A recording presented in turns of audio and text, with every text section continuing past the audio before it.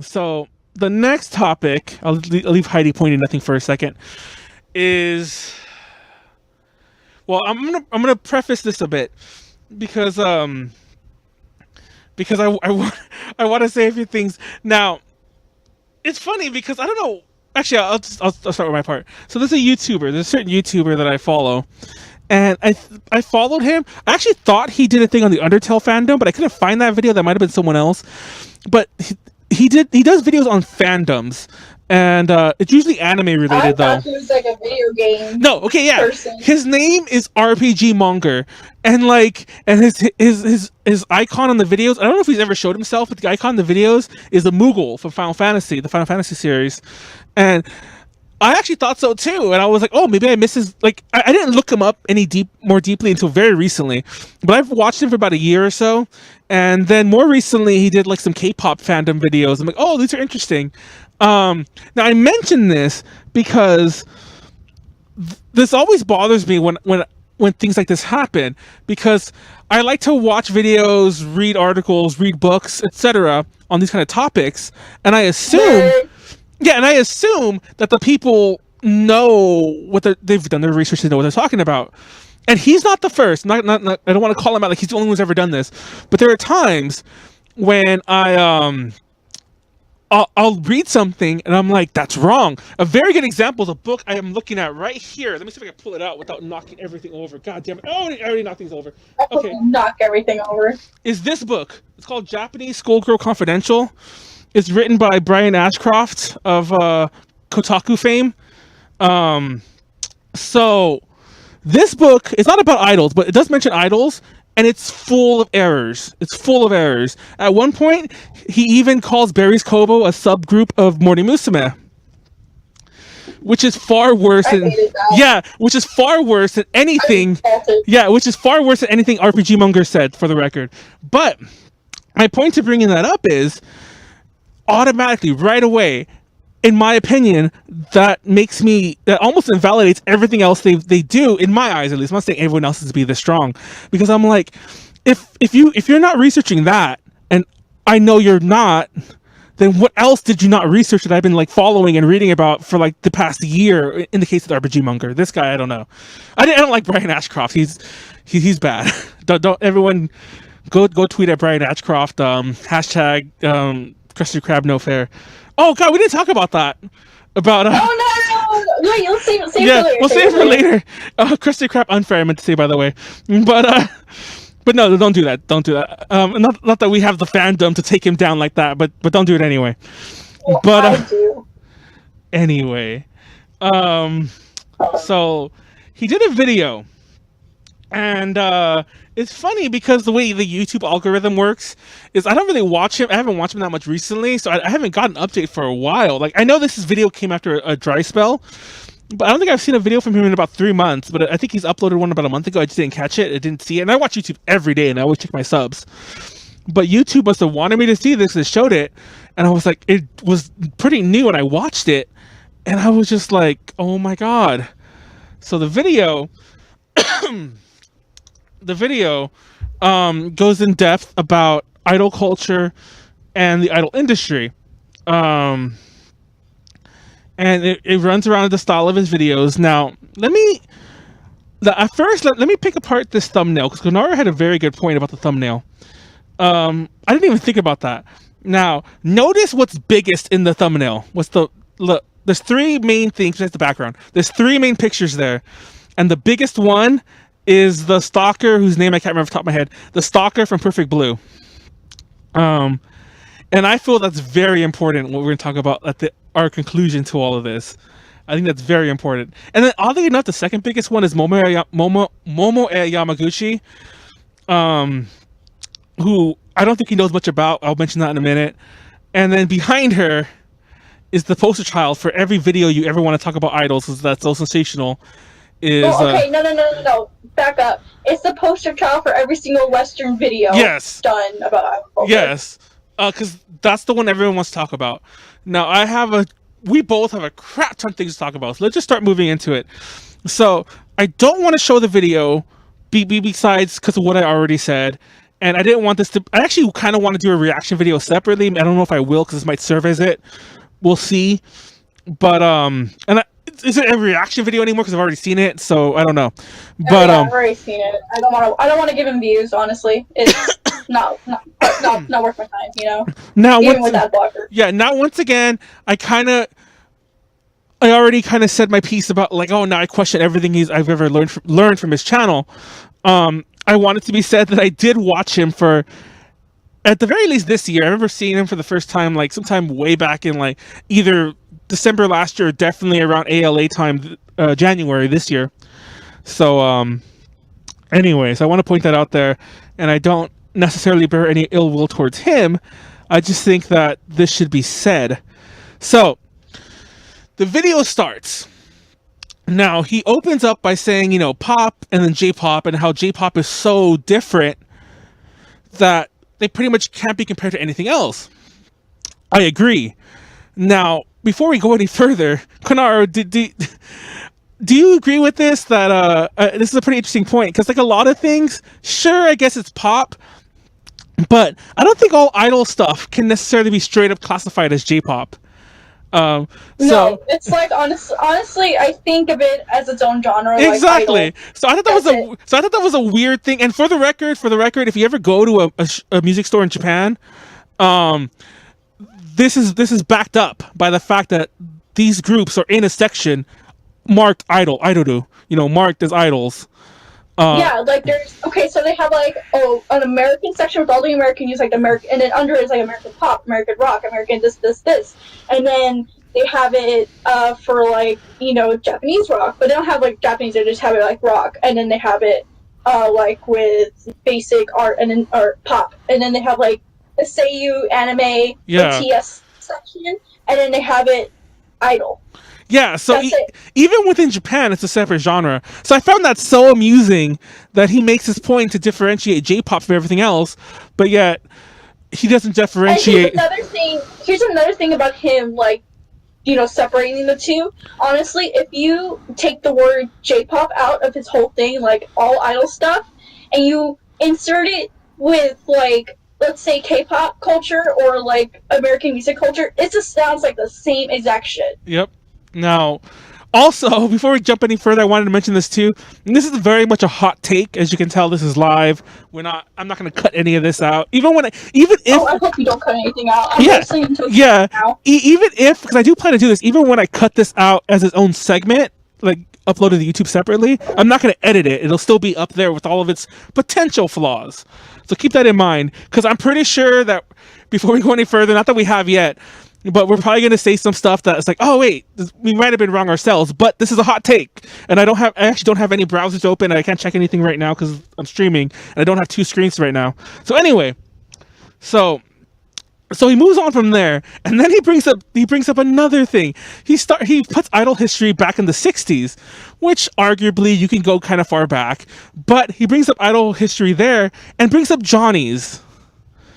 Who the fuck brings up Johnnies when talking about idols? No, yes, they're idols, but they're male idols. Like, literally, the bulk of the idol culture stuff that he mentions later on does not apply to Johnnies. Like, or does not apply to male idols. Like, they're literally a different thing. They're so different. Like, because, mind you, his next point is that, oh, what makes an idol? He's like, age. Well, there you go.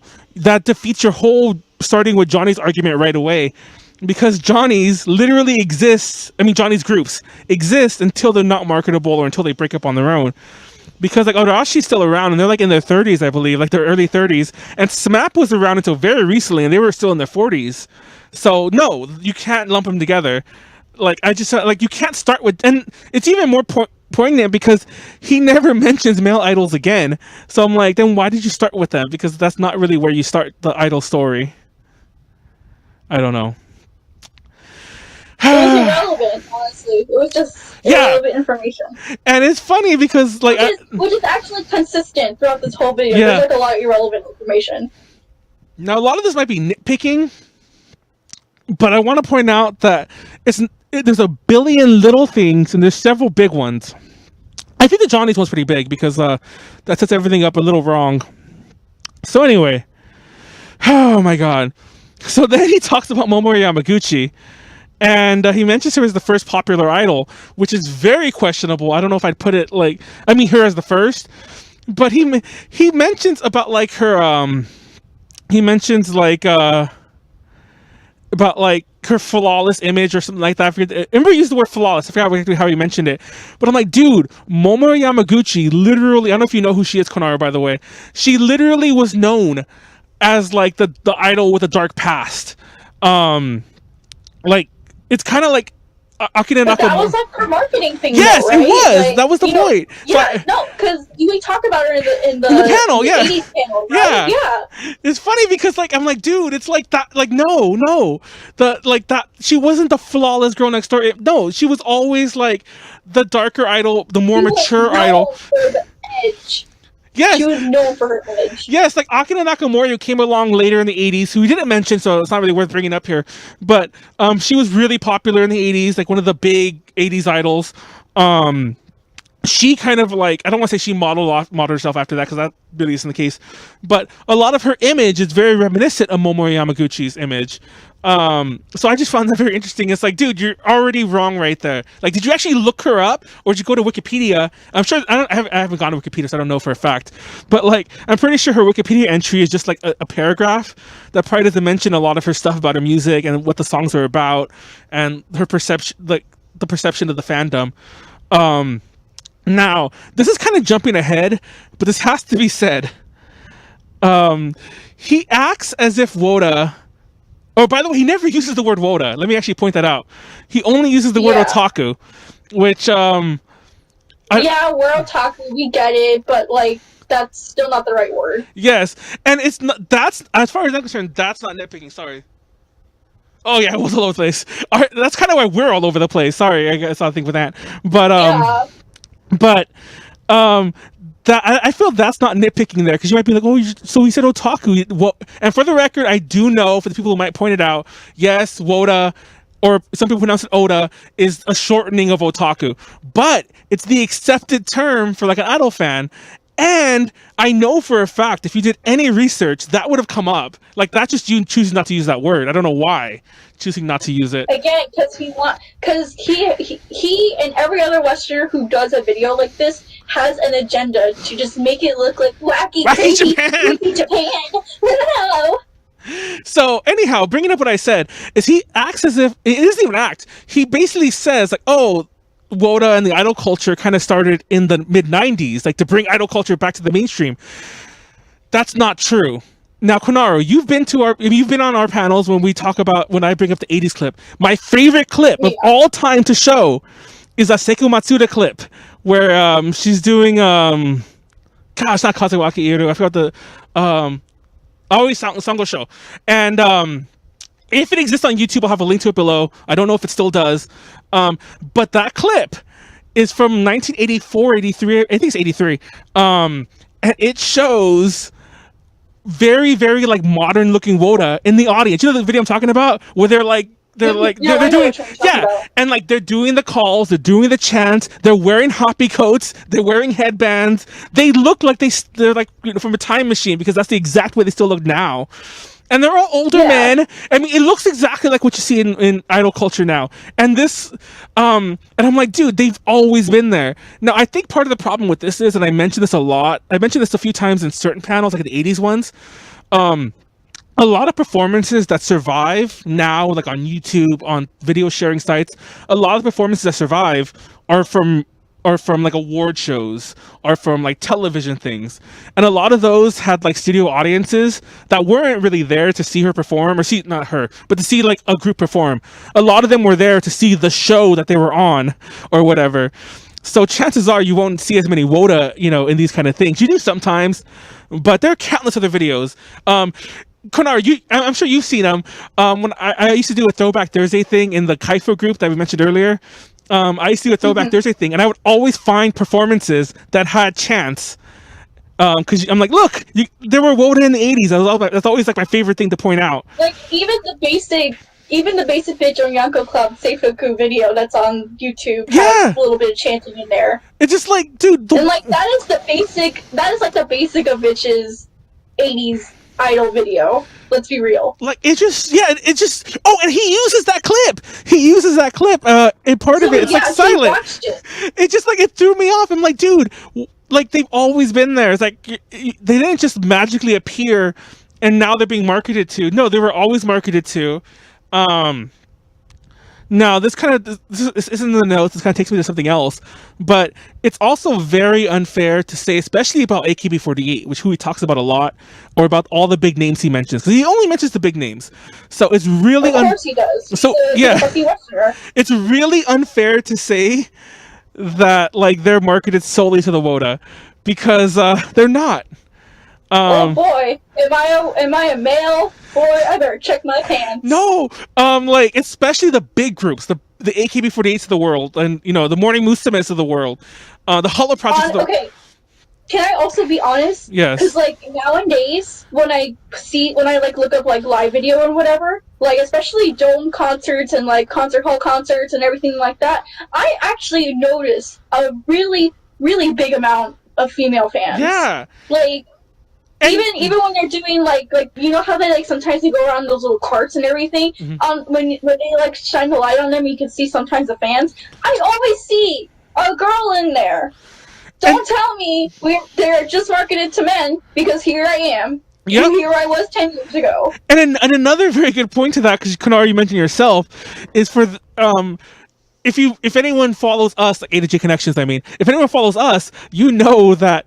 I'm one of the very few guys in A to J Connections. It's like me, Tipu, Ikaru, and like Tom, and I think that's it. It is actually it. I think I named them all. And there's about like a dozen plus other girls who are like hardcore idol fans. And I think every host except for like Dave and Jimmy that we've ever had on who've talked to idols with us have been female too. So there's a huge base here, and I know this is the US, not Japan. But still, and also beyond just female fans, you go to some concerts, there's kids there. I went to a Dempa. Yeah. Sometimes there's even fucking legit kids concerts. Yes. Like the audience is made of kids. Even more telling when these groups are being like put together. Do you think that they're just like finding well, yeah, they kind of are finding girls on the street. But I mean, do you think that these girls are being just manufactured themselves? No, they're there because K-pop. Yeah, a lot of them were like, oh my god, I love AKB48. I want to join them. That's probably. Oh my god, I love Morning Musume. I'm gonna audition. That was me. That's legit. Everyone, I think, because like Heidi has auditioned for like Hollow Project, and like I don't know AKB48, but she's auditioned for Hollow Project several times. And other people have as well. So this isn't even unusual. Like, I just find that so weird. Now, mind you, it's funny because he doesn't mention them at all. Now, mind you, these demographics change a lot when you start going more lower in the popularity scale. Like, there are certain Chica idols and whatnot. By the way, Chica, like underground idols. There are certain Chica idols who are very, who have fandoms who are probably almost predominantly male. Like I tell that story, I went to go see Whitehall, and like Eunice, who's with me, was the only other like female besides like one other female and her friend. And that was me at Kamen Joshi in Osaka. So now, like, mind you, that does exist, but it does not exist like at all in the groups he mentioned. So I find that funny. Like he doesn't talk about the smaller groups, but if you look there, that's where he would see more of what he says. Now, once again, that's not anything. Also, from past experience, I'm going to talk about Aqua Live right now, just a little bit. But when I went to Aqua Live, I'm not kidding. I was like, I'm kind of exaggerating, I guess, but not really. There was a lot of female fans. Like, I was really surprised about how many female fans Aqua has, even though, like, I know they're in anime, whatever. All the girls love them because anime and everything. But yeah, no, there was like a lot of like girls cosplaying, girls just getting out of school, going straight to the fucking concert, and like kids, and it was crazy. Like, actually seeing it in person, how many female fans at least Aqua has in Japan, mind you. And there was a good amount of female foreigner fans that were there. I was one of them, of course, but it's just when you actually go to a concert and you actually see the people that attend, and you notice that it's like female fans, a lot of female fans that are attending, it changes like how you view like audiences. Because now that I see so many fans from like Aqua, I go back, look at AKB lives or like Keyakizaka lives, I see a lot of female. I notice the female fans now, at least. like even more than usual. Yeah, like I do too. To be honest, that's one of the things I always like to keep an eye out for, is like the demographics like that. Now, jumping back earlier to a different point, he talked about compensation, and he talked about how these idols weren't making any money. Now, that's not something I can really argue with, but he's also very, very skewed in what he's. First of all, Konara's mentioned it a couple times, but she mentions like, oh, of course he is, he's Westerner, you know. Now, Yes. that's very true, and I'll admit that I've been a fault to that too. There's a very Western centric way of thinking in a lot of these things. Now in Japan, there's very much the company culture, and once again, I'm not defending this. I'm not saying any of this is right, but like this is going to come up a bunch. That this is just the way things are done in Japan. There's very much the company culture. These idols aren't necessarily pop stars. They're employees of the company. AKB48 girls are employees of like AKS. Morning Musume people are employees of Upfront Works, etc. So they get paid like a salary. And of course, like other employees, they get bonuses. The real money lies in if they do sponsorship deals, if they do commercials, if they, whatever. But no, they're salary workers. Now, by that same token, these groups are manufactured. I don't want to say they don't deserve it, but what money would they be getting? It's like they don't write the music. Well, most of the time they don't. They usually don't write the music. They usually don't do the choreo. They usually don't film anything. They usually don't put their own money in. So I'm confused what that point even was about. I have a note here. I want to tie this in that this isn't just unusual to the idol industry. I've seen this mentioned a lot. Like other people have mentioned this too. Shigeru Miyamoto, he's like very famous. He's the creator of Mario, the creator of Zelda. You know, big wig guy at Nintendo. He's still a salaried employee. He's not a multi-millionaire. He still works at Nintendo and gets a salary like everyone else. Like, sure, he's like real famous and real loved, but he's not like, he's not going to retire. I guess he can retire on his funds now. I guess like he's well off, but he's not. He's not making money hand over fist like as you think he would, as like the creator of these literally probably the biggest. I think not even probably literally the biggest franchise in video games. Now that's kind of off topic, but I want to point out that that's just the way Japan is, and I found that so funny. That's the business culture. Yeah, that's like employee culture. Yeah, like I just don't understand. Like I just don't understand like how why he brought that up. It's like they don't. It's like. And it's like that's just the way it is. Like I don't understand what the point there was. It's like why again? It's a Westerner, fucking making points at shock value so he can get the views. So. And speaking of that, this I think is the biggest shock value point ever. Is that at one point he actually says, and this is like pretty much it's paraphrased, but I'm not exaggerating what he said. Actually, I think this is exactly what he said. That because of their contracts, that some young idols were even forced to work as prostitutes. I forgot the other word to use, but basically he said that was the worst of them. That they would work as prostitutes, and I'm like, okay, now I'll say this before I say anything else, and like I think this is important to say. Any entertainment industry, be it in Japan, be it in the US, be it in Europe, be it anywhere, has its dark corners, its skeletons in the closet. Like I said earlier, if you insert with the K-pop industry, with the American music industry, with any industry, it sounds it's the exact same shit. But of course, we want to be a Westerner and give shock value so we can get the views. So we're just gonna say bullcrap so we can get views. About being wrong and everything. I just can't believe that statement's almost slanderous. It's like, oh my god, it's like, okay, now once again, those kind of dark things always happen, like in the industry. Not to say they always happen often, but they always happen. It's terrible, it's horrible. We all wish it never did, or it never does, I should say, but it's there. Now, that said, do you really think, does anyone really think that Japan, there's probably some countries where this could be true, I don't know. But in a very, very modernized, westernized country, do you really think that there is a clause in the contract that says that they can make them into prostitutes? By the way, prostitution is like one of those weird kind of gray areas in Japan. Unless I'm mistaken, I don't think it's legal. So, it's the same way it's not legal here, but it's not legal most places, but it still happens, you know what I mean? Somebody should fact check that. I'm 99% sure that prostitution is not legal in Japan. It's not legal here in the States, but I saw like an interesting TED Talk. Hi, thanks for coming to my TED Talk. I saw a really interesting TED Talk about someone who, interviewed people who were in sex trafficking, and she said that yes, it's legal here, yes, it's illegal here, but it's still happening right in our neighborhoods, and the only reason why it's happening is because we're not being vigilant, and because there's still a market for it. Yeah. And the people who consume that market are the reasons why it's still going, and the reason why it's happening, Like, you can't blame them. You need to blame the people that are consuming that market of prostitution.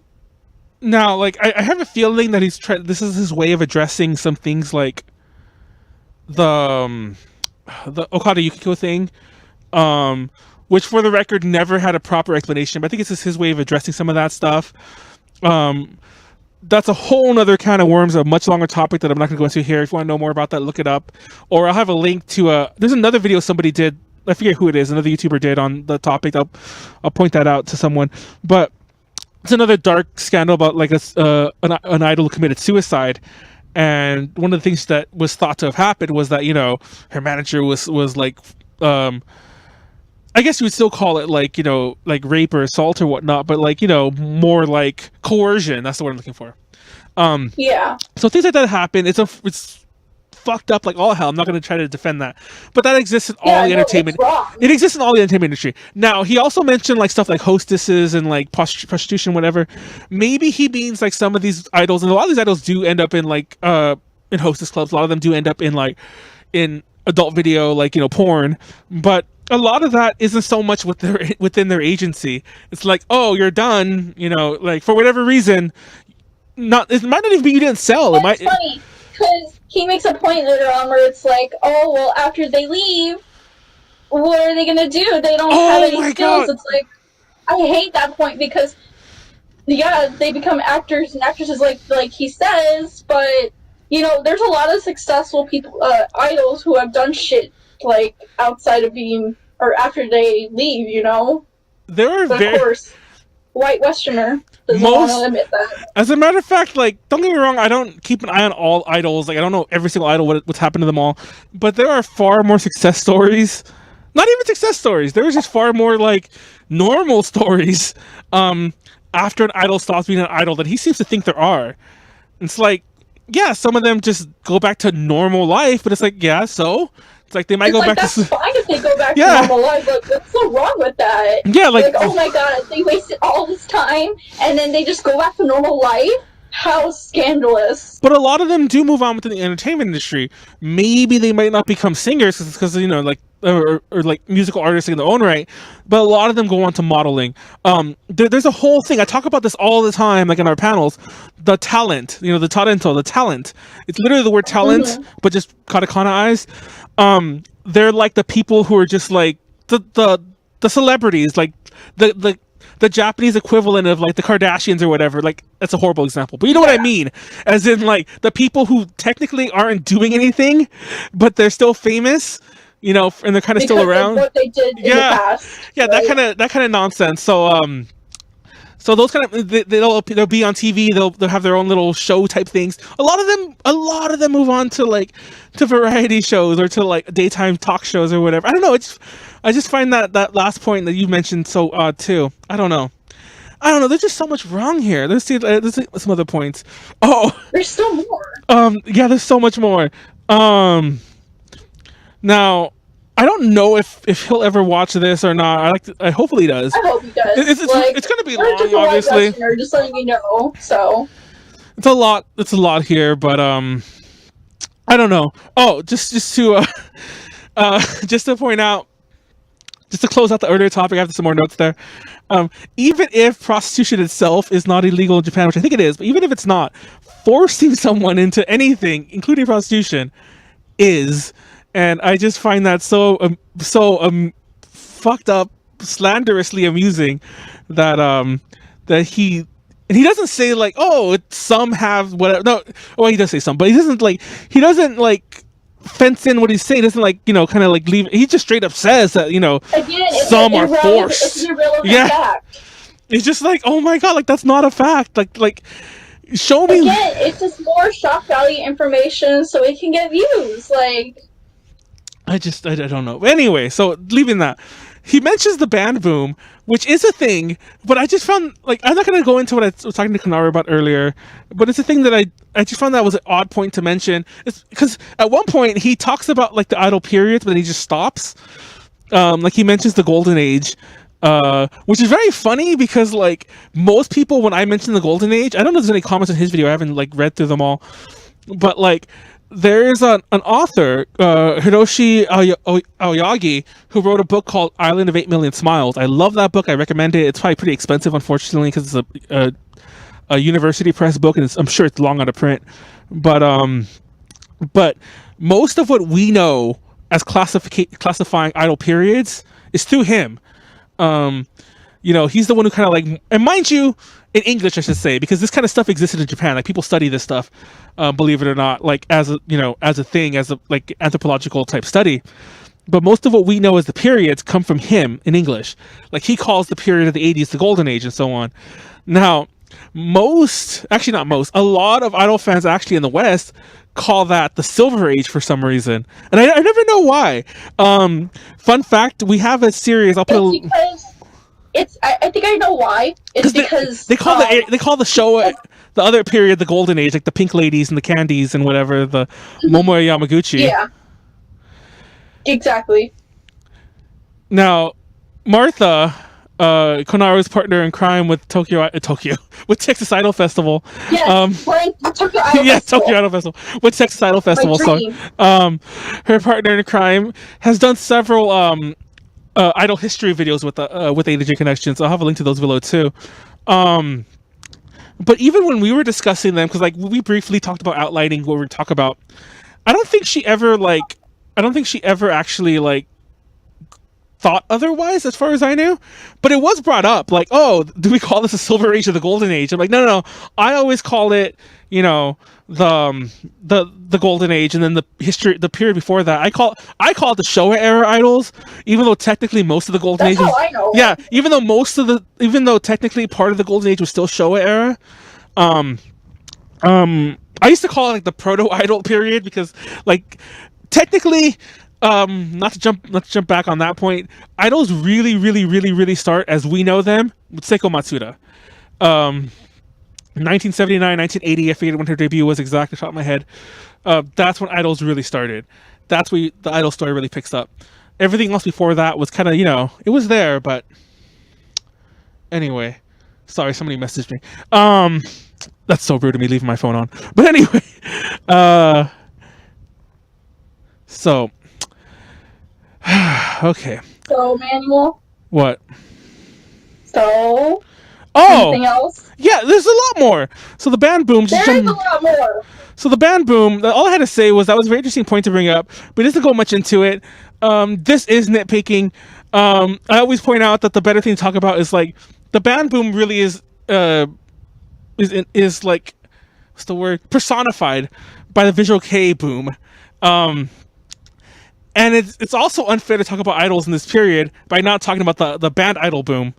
So all y'all should watch our video on the Idol Ice Age, which, by the way, what this period is technically called. Should watch our video on that for a bit more history there.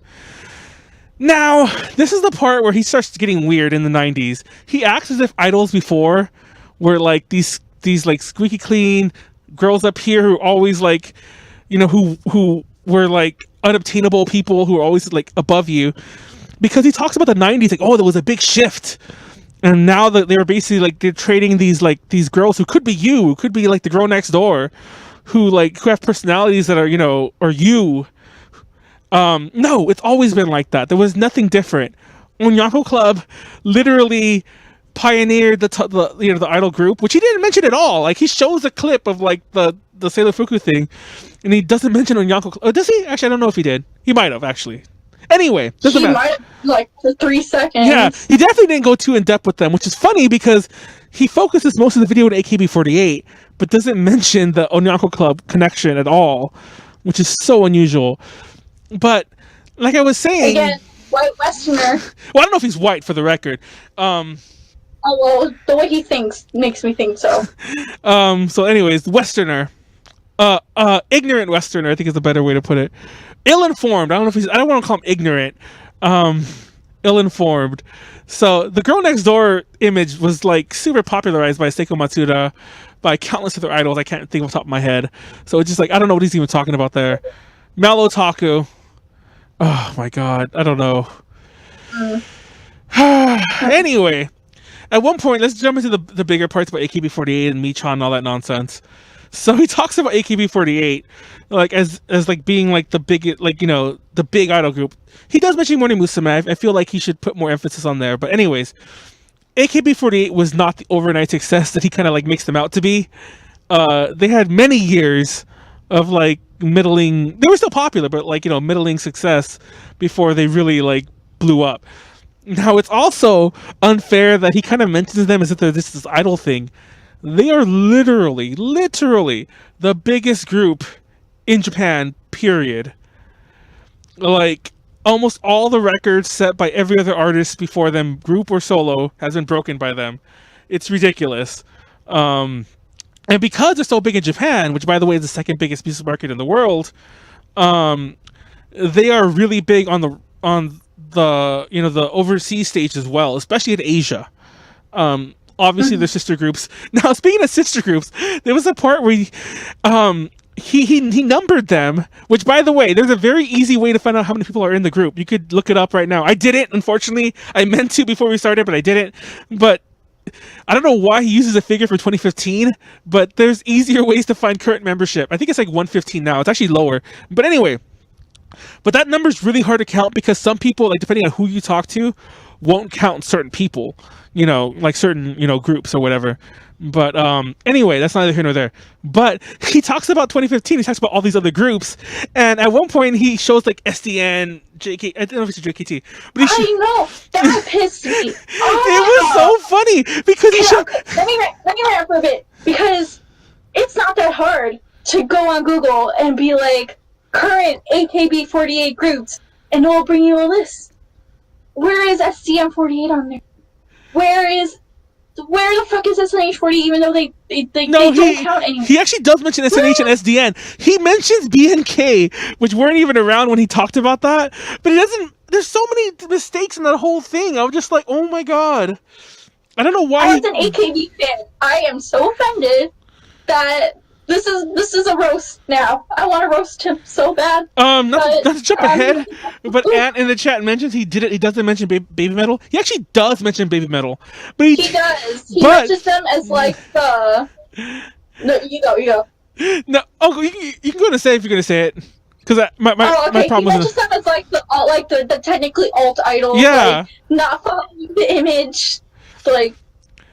Once again, like. I actually felt like the video ended abruptly after that. Like, that should have trailed on to way more, but it just stops. Like, why'd you stop? I love that he mentions Lady Baby, but once again, ill-informed Westerner, he shows the fucking Ladybeard Lady Baby, which literally existed for a tiny ass, like, sure, they're internet memes, but they existed for, like, the tiniest of windows within their greater history in general. They existed for like about a year. I think less than a year. They existed for like a year at most, more or less. And Lady Baby, obviously, it was a duo. Now they're a 4-person group. I think even the 4-person group has been around at about the same time the Lady Bird era was there. So I'm like, what? Once again, just only cherry picking the most obvious examples. Don't bother doing any real research. But jumping back a little to the AKB48 thing. So, gosh, let me find exactly where we were here. Okay. Oh, the dating thing. Now, this is pretty controversial to say in general. I've said this in the past. Konara, do you know what I'm going to say? My views on the no dating rules? I think you know what I'm going to say. It's the same view as me, right? I don't know. that they don't, that they take behind your backs. Yes. And everything. They still do it. But, yeah, no. I say that all the time. Now he mentions that, like, I think I actually mentioned this earlier, but he mentions like, oh, they keep her schedule so tight. They buy you everything in the backstage, so you don't have to go anywhere. You're always followed. Now, I don't know what article he's quoting. I mean, I don't know off the top of my head, but there is one article. I looked into it. Go ahead. I looked into it. It came from like a really like kind of sketchy Japanese website. It looked official, but like the more I just looked into it, it was just like, oh. Literally, there's one article that talks about this, and every other person keeps repeating the exact words. Like, I'm sure he credited it. I'm not saying he didn't. I'm pretty sure it was in his sources. But he basically just read the article. He basically just read it word for word. He had so little to no sources. Like, he had like 3. Oh, 4? He had exactly. He had so. I'm like, something like that. I was like, oh my god! Like you literally spill information that spans all this. You say some pretty slanderous things, or like, well, not just slanderous. You also say some pretty outrageous claims. Show me the receipts. Show me the sources. I'll believe you, and I'll take you seriously. I won't call you a Westerner anymore until you show me every single source for every single thing you said. It's funny too, because I feel like you and I kind of have like the interesting dichotomy with the views here, because obviously, if you're watching this, like RPG Monger, you have no idea who the hell I am. But Konaru is definitely a fan of, a fan. I'm a fan too, don't get me wrong. But I'm far more casual. I'm far more into the history and like the. You can catch me with 2 glow sticks in each hand, yelling "Get type." And you'll that's the fan I am. And you'll catch me like scouring the internet for like obscure idol videos from like the 80s idol that I heard I bought a single from on. You can catch Manuel in the press section with a straight face. Exactly. You can catch me in the back. Fucking Japan, like when you're pressed in Japan, you can't do anything. Now, I'm not that kind of hardcore fan who would go too crazy anyway, but it's so hard to be pressed like in a Japanese venue, because you're basically you have to be stoic. You have to be like, yes, this is interesting, you know. Like even then, it's like, oh, he's making too much movement. Let's never invite him again. So it's like, Yeah, so, y'all think that shit's not true either. Shit, I've seen people like get kicked out for like making too much of a scene, and they just breathe. No, this is a big deviation. But what the fuck? I don't care. Fun fact: like I've mentioned this in past podcasts before, and I mentioned this other places. I was actually told by the overseas liaison at this concert I went to, a big overseas one at Budokan. I was told by him, he's like, you can't cheer, you can't clap, you can't do this. He's like, basically no reaction at all. And I kind of chuckled awkwardly, because it was a Skype call, by the way. I kind of chuckled awkwardly. I'm like, oh, yeah, okay. He's like, no, I'm serious. You can't react at all. You can't show any emotion. I'm like, the fuck? I'm not a robot. But no, that's barely what they want. And that's why you don't send me to press stuff. Yes. It was actually hard. I mean, there was a point. It's like I could not like the music, but there's a part where I'm like, oh, I'm kind of digging this. If I move my head or like bounce my foot up and down, and it's just like kind of getting a scowl. I'm like, oh shit, don't do anything. Like, don't even let the music like even get you as a beat. Don't do anything. Just fucking.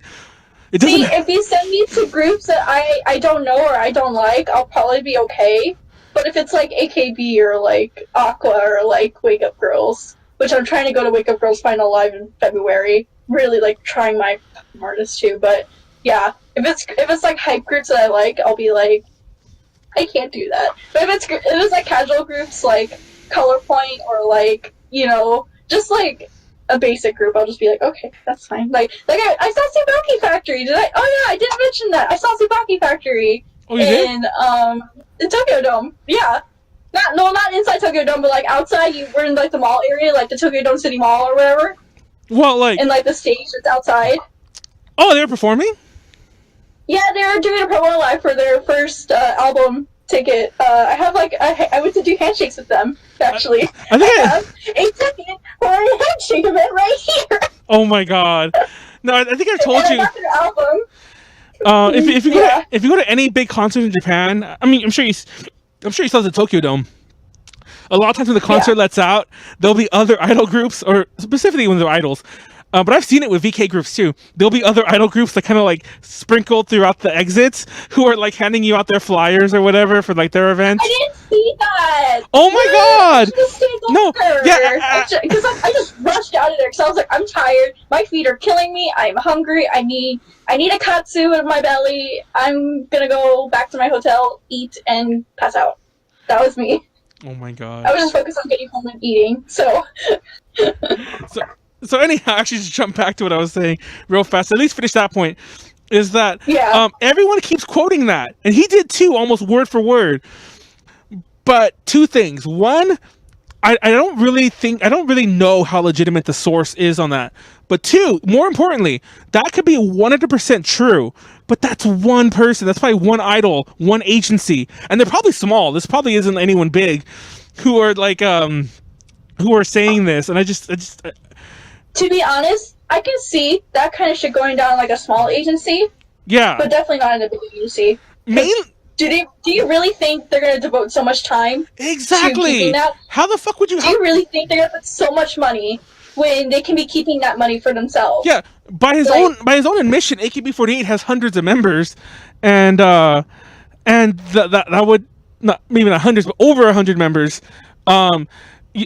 All the 48 groups have hundreds together, and it's like, do you think that there's a person assigned to each of them to basically keep an eye and to follow them around everywhere? That's just ridiculous. That's a salary, you know. So yeah, anyway, so that actually ties into my next thing. Case in point, if that was true, how the fuck did the next thing happen? The Minami Minagishi scandal, which, by the way, this is a nitpick, but it bothered me. It triggered me because I was bothered he brought it up anyway, but it triggered me that he I don't know if it was just the way he said it. Maybe he knows how to say it and just misspoke. But he says Minageshi. He mispronounces her name to begin with. That's a basic bitch Westerner mistake. So I was just like, that triggered me too. I'm like, dude, you're already messing up, but let's get her name right. And this is recorded. Do another take. It's like you probably watch it over later and you're like, her name is Minagishi. And I'm sure he has the script written. Did he write Minageshi? So anyway, okay. So I don't think there's even much to say here because it's like, I feel like we've had this argument a million times. It is the most basic bitch Westerner fact you can put in any Westerner perspective idol culture video. It is. If you put it, honestly, I believe if any Westerner puts that in their video, it completely invalidates the whole video. The problem... Go ahead. And, what do you call it? There's so much more out there than just this one thing. Oh my god, she shaved her head. Oh my god, it's the scandal of the century. Shut up. Shut up, please. The problem is he's also ill-informed of the fact he shows the picture, the arguably just as famous picture in my opinion, of her with Tomomi Itano and I forget who the other two girls are, and they're all like having fun. It's Tomomi and Takamina. I think. Yeah. And they're all like having fun backstage after the head shaving thing. A lot of people were mentioning that it was kind of, that it probably was just like not a stunt per se. Well, it kind of was, but I don't understand. It's just like, okay. See, I kind of dodged this earlier too, talking about the dating thing, because we mentioned how yes, it happens. Obviously, it happens, but I have another issue with it, and this is controversial. This is big time controversial. I remember people were like, I think even Tiffany was like, I guess you're right, but it's still, don't say that. So this isn't, I'm not saying it's right that it should be like a thing in the contract, which I don't think it actually technically is. It's worded in a way that it could be. It doesn't say no dating. It says like no activities or whatever. But the problem is, we have a different culture here in the US. So that's unusual to us. But imagine, put yourself just throw everything out in your brain for a second. Imagine you grew up in Japan. Yeah, imagine you grew up in Japan. You're a little girl, you're like 5 years old, and you see Onyanko Club, Morning Musume, whoever on TV, and you want to be them. And you grew up and that's your thing. And then you join AKB48.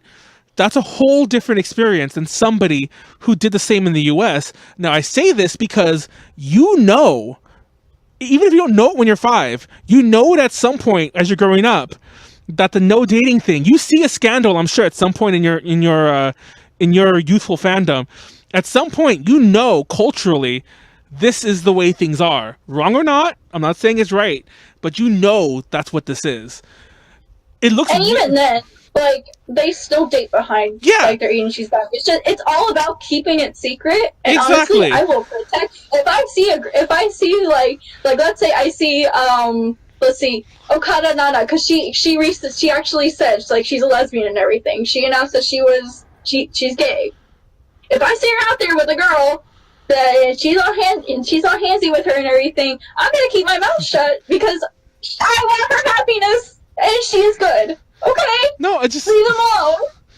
I don't know. Just let them live their lives. They're keeping it under wraps. Who fucking cares?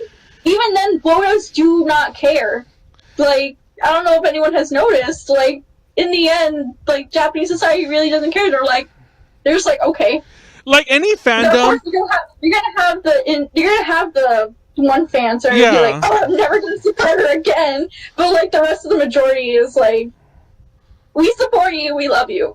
Just get better, we love you. We'll still come back, we'll still be here. Like, that's me. Every time a scandal happens, like, no matter who it is. Even with Sashi, I was like, wow. I'm glad you mentioned Sashi. Now, he doesn't mention her. And, like, I know there's probably omissions he had to make. But literally, I don't feel you can talk about scandals, and you can't talk about Minami Minagishi and not talk about Sashi Hadarino. Sorry, her name, like, I just said it and I forgot her name. You can't not talk about Sashi in the same breath because she's almost the flip of the coin. She had a much because the problem is she became like, she bounced back so quick, nobody really noticed, I feel, in the West, or she didn't shave her head. But her scandal was probably far worse. Like, whereas Minami Minagishi, we can assume that she was probably having sex with. By the way, that he doesn't mention this, but the person that she was over spending the night with was another male idol. Now, case in point, what I said earlier, he didn't get in trouble. Like, he still stayed in this group. It's a group called Generations, by the way. His name was Alan Shirohana. His name's Alan. Nobody really called him by his last name anyway. It's Alan. He's Alan from Generations from Exile. So that proves what I said earlier, way at the top of this segment, about that the rules don't apply across the board, so you can't mention male idols in the same breath here. But Sasha Hararino definitely was having sex with somebody, because there are pictures, censored ones, mind you. Not just someone. A fan! Now, part of me thinks that one of the reasons, like, her fandom, or not even probably, her fandom increased exponentially afterwards was because he even mentions it too, and let's be real here. To some fans, I don't know, to all fans, I don't know about you, Kanar, it's not my thing, but a lot of people, this is like, an attraction thing. It's, maybe not so much like, it's there. So to know, it's always like, oh, maybe she'll fall in love with me, maybe me. To know that one of these girls did very much, in fact, hold a relationship with the fan, is probably like, oh my god, I actually have a sliver more of a chance now, because there's a precedent set. But there are pictures of her, like not to get too vulgar here, but there are pictures of her, like, doing sex acts and whatever that are out there. You could Google it, you could find them. There's legit proof. Yes. Out there. So there. Versus Michan, just like in a ball cap. Leaving on a sleazy paparazzi magazine. Yeah, like so. Anyhow, but the reason I bring her up, in case you guys don't know who she is, in case like RPG Monger doesn't know who she is, she had a much worse scandal in Japan. This was very well known. It's just like, once again, she didn't shave her head, so CNN and BBC UK, or BBC UK, it's the fucking double whatever, BBC, whoever. So Today Show. Yeah, all of them didn't talk about it because it wasn't too sensational.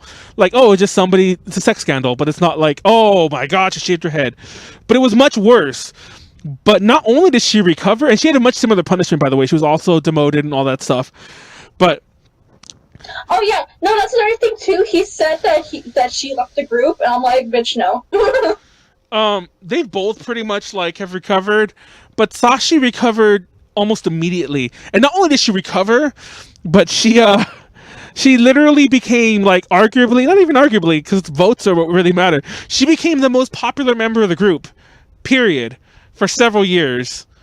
So yeah, it's like I just find that so like why bring up scandals and not bring up the flip side about somebody who had like one of the worst scandals, period, as in like there was actual evidence of like, you know, the stuff they shouldn't be doing, quote unquote, and you just choose not to talk about that one, but choose to talk about the girl who shaved her head.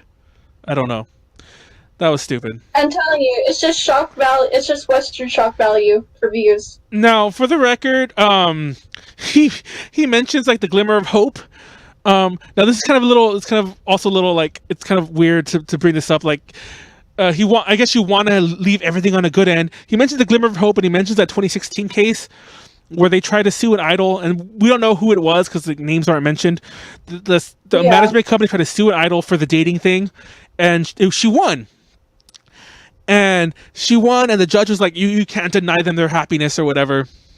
But does everyone? Is he blind? That was 2016. Does nobody realize that dating scandals have still gone on since? Usually they're far more crazier in the Chica idol scene. I mentioned the Zenkimi thing, how like all those members like, you know, got kicked like almost at once because they were all spending too much time with their fans. Yeah, they were like going on private outings or whatever. And like, and like the original intention for that was actually just to increase their fan base and everything. But then management, of course, took it the wrong way, and you know, I can see how they could be misinterpreted and everything. So management, like, bye, bitch. So for the record, nothing has really changed, and I still find it so weird that like most of the no, the girls will do it in secret anyway. It's like leave them to it. But the image, be it a facade or not, is what makes idols idols. I find it so funny that when people like try to change all this stuff, it's like, no, just leave them be. I assure you that they're probably doing their own thing anyway. Just let the fans who are actually, mind you, I'm not one of them, but let the fans who actually care about that kind of thing, let them keep their facade, you know, or whatever. But anyway. Oh yeah, one more thing. He mentioned the was it the stalking with remember the AKB members that got stabbed? Oh no, she wasn't AKB, but yeah, Mayo Tomita. He mentions her. No, not the. No, not, oh, he does. Oh, sorry. What's her name? Remember when I used to always talk about the Kawai Rina and Iriyama Anna. Yeah. He gets the. I don't know where he got that reason from. Like maybe it wasn't one of the sources, but I've never heard that reason. I still don't know how that's relevant. Now, gosh, I don't get that either because he ties in. Now it's funny because like I'm like, did he watch our panel? We have an 18+ idol panel on YouTube, a couple of them actually, and we talk about those things too. Like both of them, that and the. I forgot about that with the handsaw. I don't know if he mentioned, but like this actually sadly never gets mentioned. But it wasn't just the two girls who were injured; it was also some staff. Yeah. So this guy was just crazy. But once again, like you said, that was a weird thing to bring up too. It's like if he was gonna go in depth about why he brought that up, that's one thing. But it just seemed like. Put in there for shock value. Yeah, it seemed like he just wanted to mention more of the shocking stuff. Now, he does mention Mayo Tomita, who is the one that even Anna just said right there was stabbed 32 times. That he didn't get wrong. Like I'm not gonna misquote any of that stuff. That was all pretty much.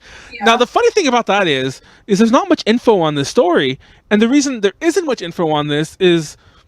I honestly, I'm not trying to be mean here. Don't take this the wrong way, anyone. I don't think anyone knew who she was until this happened. Now, the only reason I bring that up is because it's arguable whether she was still an idol because she was long retired from like her pop singing career. I don't think she ever really was. And I think I looked her up at some point, like around the time when she was still doing music, I think, but I think she was doing like some acoustic like pop stuff. So I don't know if she was really an idol anymore.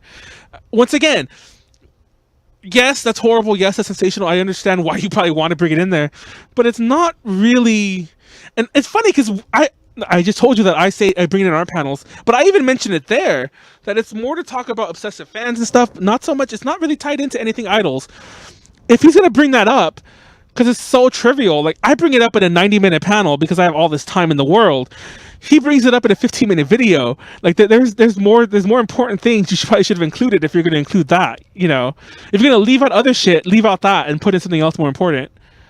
That's my big problem with that. It's more irrelevant information. Yep. Honestly. So yeah, we already talked about that. About more idols have like careers outside of their idoldom that he gives them credit for. That, once again, I feel like I don't want to say that's slanderous because I really it's slanderous, but that's kind of offensive to all the former idols who have either successful careers or have happy lives. Because some of them, yeah, they become housewives or whatever, but what's wrong with that? It's like, yeah, what's wrong with that? I mean, in the end, they just want to live a normal life, or they still want to do entertainment. Like, what's so wrong with not being in the scene anymore after you graduate? Like, that it rubbed me the wrong way. As someone who is also, like, you know, leaving the scene. Well, no. Not technically, but, you know. Oh! I'm gonna be a happy housewife. So, he tosses in Hatsune Miku at the very end. At the very end, but towards the end about his idol talk. And once again, I swear to God, that's not sensational. Well, it kind of is sensational because like she's a hot buzzword. But I swear to God, he only included her so that he could put probably a tag in like the YouTube tags to like, oh, I mentioned her, because once again, that's not really comparable to any of this. The virtual idol. If he really wanted to like include like, you know, idols like Miku, but not technically, I say the Love Live franchise would have been better. Like the 2.5D idol, you know, yeah. So I like that. Once again, that's almost an entirely different video that he just like kind of dropped in a bit of, and it's like, okay, you either shouldn't have mentioned that at all, or you should have just had to start the whole video again, because that's a whole different, you know, it's like a whole different kind of worms. It has different origins. It has different, like, you know, names. So I don't know why. Just because they're the same visually does not mean they're the same, like, at all. Okay, so the last thing he mentions at all in the video is Perfect Blue. Now this is my problem with the entire video, and it's funny because I didn't actually look at the thumbnail until like the top of the segment. That is very telling that the Perfect Blue guy is like half of the fucking thumbnail. Now, Perfect Blue is an amazing movie. I'm not going to deny that. It really is. It's an amazing movie. I feel the book is way better. Read the book if you can. It's available from 7 Seas. They gave us a review copy of that. So I love it. Check it out.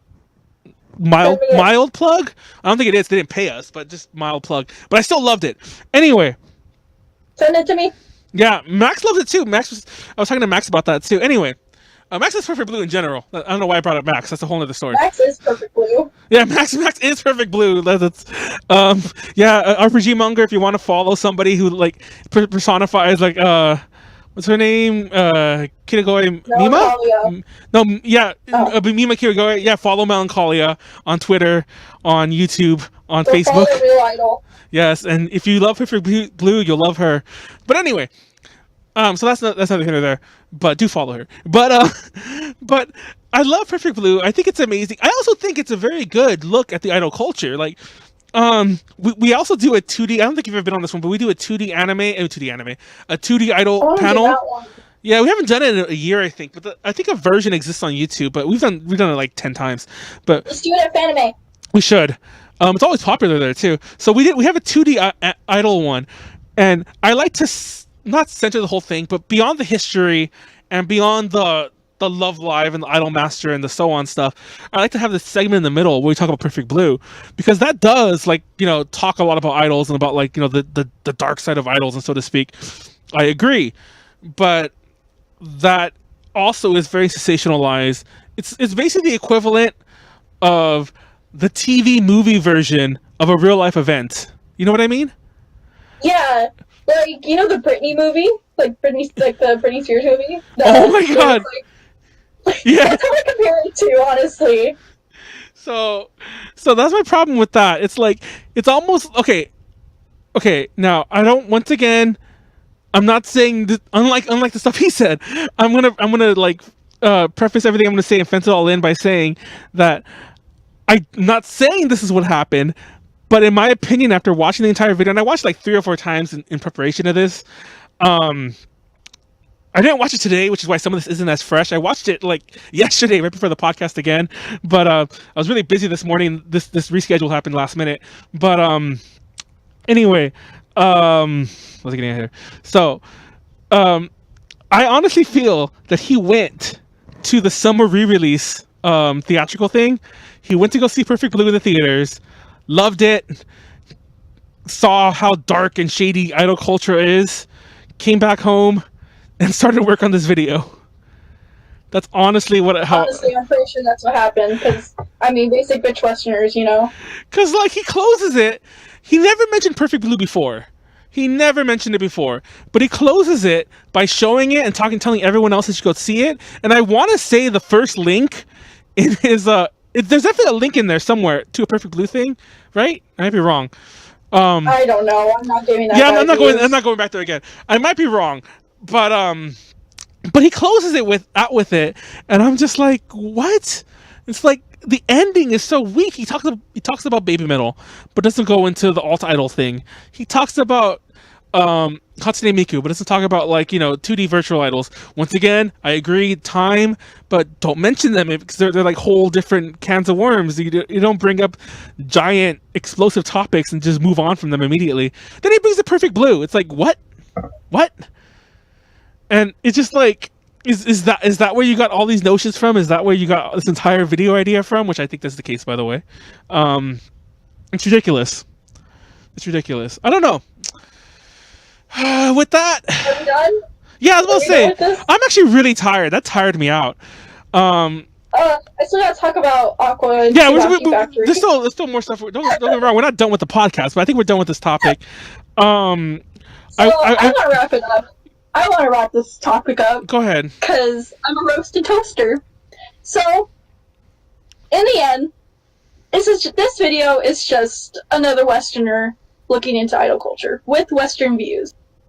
Not saying that, it's okay. I mean, not saying, it's wrong to be ignorant, but it's wrong to go and make a video like this, honestly. Yeah. And,